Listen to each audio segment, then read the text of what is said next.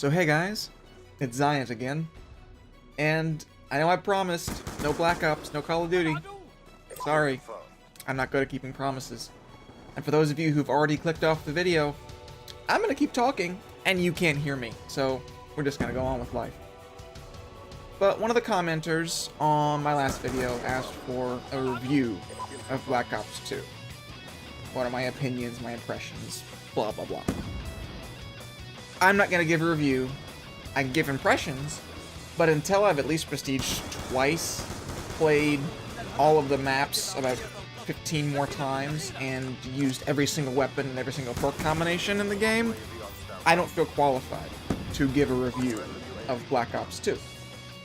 What I can say is that the semi-auto weapons, as long as you have a fairly good trigger finger and decent aim, are an absolute blast to use.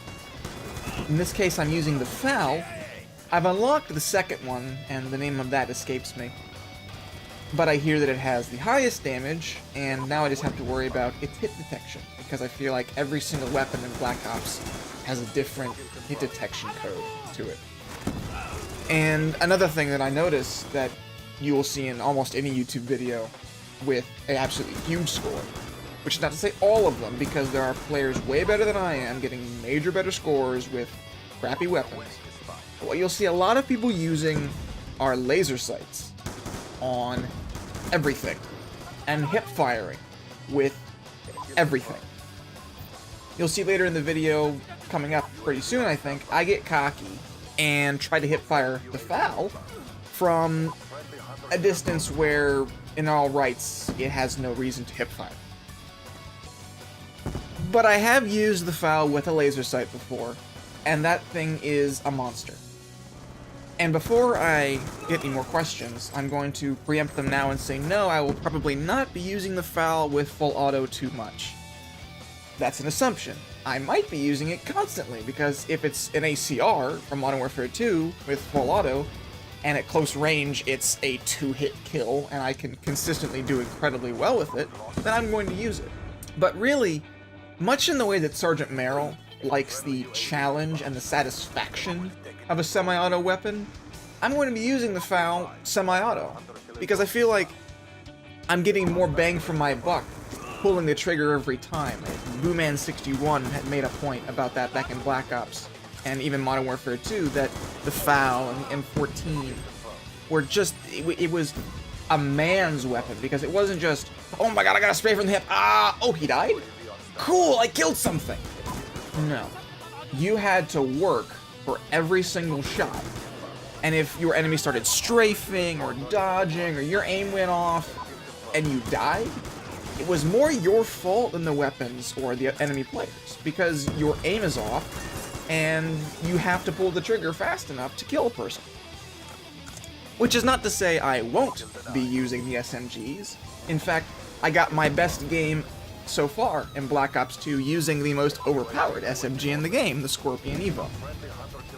With 1200 RPM and fairly high damage, almost no recoil, and an incredible hipfire radius, especially with the laser sight, that thing is a monster. I'm not going to put rapid fire on it because I don't have extended mags, and I don't feel like using 32 bullets in half a second. I was leery of fast mags for the Evo simply because extended mags with its additional, I think, 15 or so bullets is incredibly useful. The fact that it uses the UMP-45's reload animation makes it ideal for me, because I always ran with Marathon and not sleight of hand when I was using the UMP, so I'm used to the relative slowness of that animation. But this is a very different game from pretty much any Call of Duty I've played. Even Modern Warfare 3, with their emphasis on fast-paced gun-on-gun gameplay, wasn't nearly as chaotic as Black Ops 2 is. And because the maps are small, even by Infinity Ward map design standards, and with all the flanking routes that you didn't see on Modern Warfare 2 maps, you are constantly being shot at from some direction. There's always something going on. Plus the fact all the kill streaks, especially the low ones like this hunter killer drone, which I'll get into in a minute, they're always flying. UAV spam is constant, which in this game I don't have a problem with so far. And because everyone knows where everyone else is because of the constant UAV spam, people are always running around, at least in my experience. Which is not to say I haven't seen campers, because I have. I've seen some really bad camping, especially in the objective game modes, and especially when the team is already winning.